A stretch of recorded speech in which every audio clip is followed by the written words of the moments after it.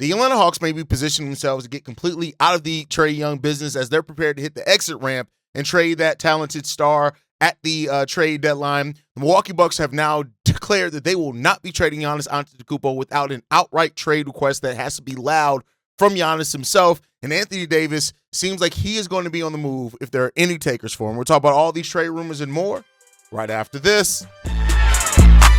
Welcome to the number one place for your daily basketball news and analysis, NBA Central. What's going on, basketball fans? Welcome to another episode of NBA Central, your number one spot for everything basketball related. I'm the host there, Haize, but more importantly, you guys can follow the channel at NBA Central Pod on every social media platform we happen to be on. With that said, let's go ahead and get into this content for today. We got a lot of Atlanta Hawks news, a lot of Anthony Davis news as well, and there's some that intertwine between those two, right? But we're going to start off with this one. Trae Young. There now apparently is some talk that the Atlanta Hawks are fully ready and prepared to move on from Trae Young. This is something we've talked about literally since the start of the season when Trae Young did not get his contract extension, and reportedly the Hawks wanted to see how Trae Young played with this young core before they made a decision on extending him. It now seems like they have seen enough, right? They are on a 6-game losing streak. They have lost more games with Trae Young than they've won with Trae Young over the last couple of years. They actually have a winning record without Trae Young over each of the last three seasons, the time that he missed. So there's that part of it, right? So on the Hoop Collective, Brian Windhorst, Tim Bontemps, and Tim McMahon talked about this, and they said this. There are a lot of sources around the NBA that are indicating that they are looking for an exit ramp. And so we'll see. McMahon said in that same episode that the end could be near. Now, here's the thing when it comes down to it. The Atlanta Hawks have slowly but surely started building a nice young talented core led by Jalen Johnson. And when you look at Jalen and what he's done, with that Atlanta Hawks team when Trae Young was out, averaging a near triple-double as a big man and what that means, and it makes some sense now. Trae Young has, another year left on his deal at $49 million, which he could pick up a team option on that. And Tim McMahon said this. We've talked about this a lot with Trae. The same is true with Ja Morant in Memphis and LaMelo Ball in Charlotte. If there's an attempt to trade these guys, it's not going to be easy. There's not going to be some wide array of teams raising their hands and trying to get in on the bidding. I'm not sure they're going to be able to make a trade that's going to bring value in return. And that's the interesting dilemma here between the Atlanta Hawks and with Trae Young, right? And potentially trading him is that, if you want to move on from him, great. And this is something that a lot of teams find themselves in, and then they end up holding on to players, right? Is that you have this asset which you want something back for, because it's not like he's not a talented player. I do have my doubts on his ability to play winning basketball and play off another big-time player and stuff like that. I have my doubts on that, right? But when Trae Young is on the court, they are worse offensively. Net rating is worse. We already know they're worse defensively. There's no question about that. The true shooting percentage does go up, but the effective field goal shooting percentage stays about the same.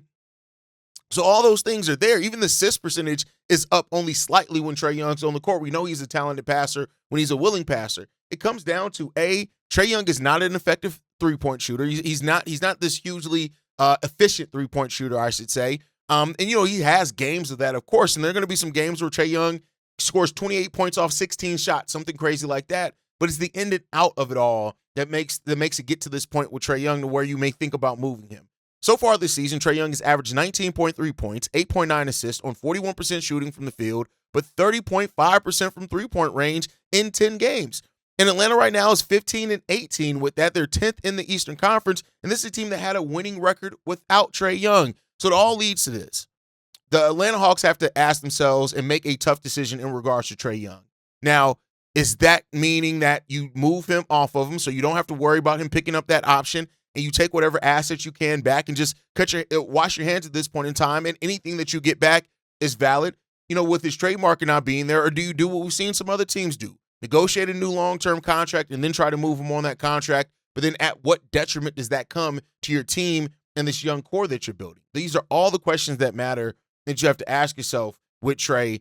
And right now, the Hawks they don't have that answer. And between now and February 5th trade deadline, they're going to have to try to find that answer out, because Trae Young is a player that is affecting the way they play basketball. And this is not the same team as what it was before Trae Young was there. There's some other things going on with it, but they're 2-8 with Trae Young out of the 10 games that he's played after having a winning record and at one point being 4th and 5th in the Eastern Conference. And with the East being as tight as what it is, each one of those losses matters hugely for a team like the Atlanta Hawks. So, we'll see what ends up going there. But we're not done with Atlanta Hawks trade rumors. We actually have quite a bit more. So one is that they are willing to surrender Zachary Richer in some type of trade, which, they aren't happy with his progress. He was the number 1 overall pick in last year's draft. But, it seems like right now they are prepared to part with Richer, as well as Kristaps Porzingis, with that, and Luke Kennard if for Anthony Davis if need be. And that's the other part of this, right, is that the Atlanta Hawks apparently are one of the teams that are in on a potential Anthony Davis trade. You're not hearing a lot of that. He's owed $58.5 million next season, right? And reportedly he wants a contract extension in August as well, and that's going to have to be something. Now, it does not seem like Trae Young is going to be included in a swap, but it could be if it just takes getting that done. I don't know how the Mavericks feel about that, but as it stands right now, the Atlanta Hawks willing to part with Kristaps, who's injured. He's not going to play a lot. He has the thing that's going on with him. Richer, who, if the Dallas Mavericks are completely rebuilding this thing, they have time and leeway to see how he's going to develop, with Cooper Flagg, of course, being the focus there. So the fact that they're willing to do that is even so much as for Anthony Davis, who is a player that I do think healthy changes things for the Atlanta Hawks. But much like Kristaps, you can't bet on him being healthy. And the contract is so huge that you better hope that he's going to be more healthy than not, and he's going to be able to fit in with those young players and give you exactly what you need to help take them over the top. Because if not, you could be hurting yourself more than even just holding on to Trae Young if that was the case for the Atlanta Hawks. So the Atlanta Hawks clearly are a team that wants to make a move at the trade deadline. They're open to making moves at the trade deadline, whether that means trading their own star in Trae Young, whether it means acquiring Anthony Davis, somehow maybe linking those two in a 3-team trade or a straight-up swap. And the number 1 overall pick from a season ago, who was just that 18 months ago, the number 1 overall pick. That's how committed the Hawks are to winning. And part of me looks at this and says, I want to give them credit to being that committed to winning, to where they would be willing to move a number 1 overall pick less than 2 full seasons into his career and risk the chance of it blowing up in their face and him blowing up and looking amazing when it comes down to it. But we'll see, right? At the end of the day, I'll say this. Right now, the Atlanta Hawks are looking at this situation in the Eastern Conference, as I think a lot of teams are going to look at it in the Eastern Conference and think, this is where we can make our move. And if that is the case, then great. If that's what they want and choose to do, great, right? I'm all for teams going all in and not just sitting on their hands and trying to be more aggressive about their window and keeping that window open. But the Hawks are so young that if you were to acquire a player like Anthony Davis, give up another young piece like Richer, and Richer ends up turning out and figuring it out in year 3 or year 4, Anthony Davis is gone by then. What have you done at that point, right? That's the question that the Hawks have to ask themselves. But hey, shout out to the Hawks for being willing and able to make these type of moves leading into the trade deadline. And we'll see. The Atlanta Hawks could end up being one of the biggest buyers at the trade deadline, especially if they're going to make Richer, because for a team that is going to go on a rebuild, having a former number 1 overall pick, if a team's willing to go into a rebuild and give up a star to get that could be very enticing for that team. And the Atlanta Hawks have something that not any other team probably is really going to offer, a number 1 overall pick that, while I can understand the disappointment there, is still young, still raw in some areas. And we're not even talking about a former number 1 that was like 4 or 5 years ago. He's in his 2nd season right now. And we've seen players. Look at Denny Avdija and what he's doing right now after years in the league. Look at Cade Cunningham, who wasn't really until year 4 that he really started putting it all together. Now, he was better initially as well, but there's that part of it that you have to look at and review. So we'll see what's going to happen. But to stay on the Anthony Davis thing, so hearing that the Hawks could be interested in Anthony Davis, that's great. It is what it is. Keep in mind, Anthony Davis is out with an injury right now, as a matter of fact. The Mavericks are 8-8 on the season when Anthony Davis plays. They're 4-13 without him, so take that for what you will, right? But reportedly right now is that the Hawks are wrestling with the following question. They've already decided to focus all their efforts on building around Cooper Flag, but is it best to keep Davis at least until the offseason and maybe beyond, given the flashes of promising play we've seen from the Mavs when AD is on the court? That's what the Mavericks are reportedly wavering through right now when it comes down to it, right? Now, keep in mind, the Kyrie Irving part of this makes a lot of sense as well.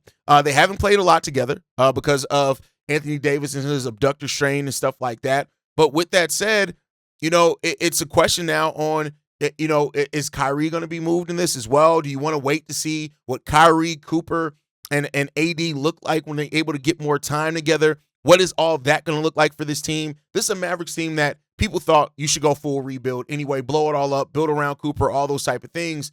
But the Kyrie Irving part of this is a part that is going to matter when that all comes down to it. And we'll see when he gets back out there on the court, right? We'll see. Right now, he's still out indefinitely, so there's no real question or answer yet on when they're going to see him. But that could be a part where they do want to wait to the offseason. Wait to see when Kyrie Irving comes back this year, see what Kyrie, Cooper, and Anthony Davis look like.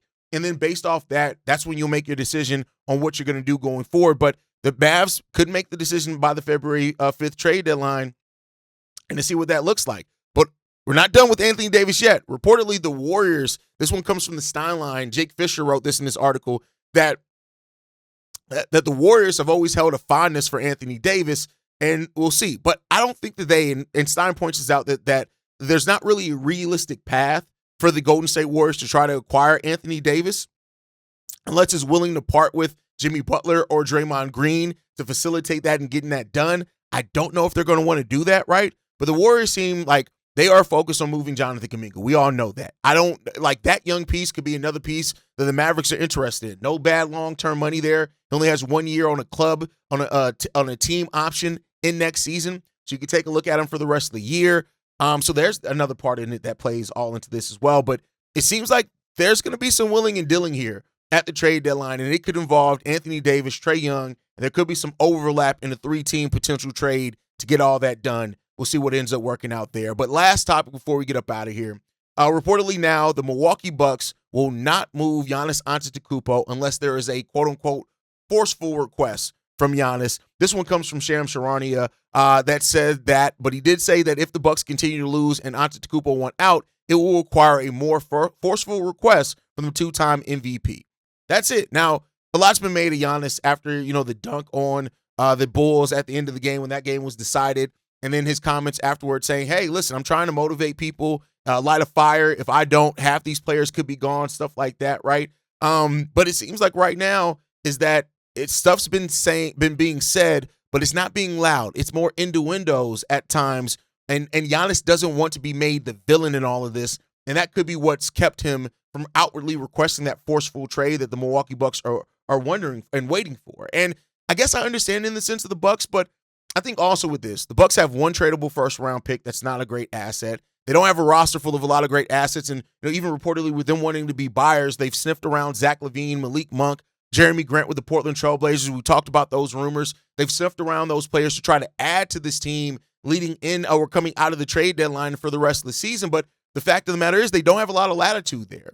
So they have to make a decision. And I still personally think, no knock to Giannis, that the best path for that franchise long-term is to move Giannis now before injury or anything gets a chance to happen, get everything that you can get back in that move, and then start stacking yourself with young assets and draft picks.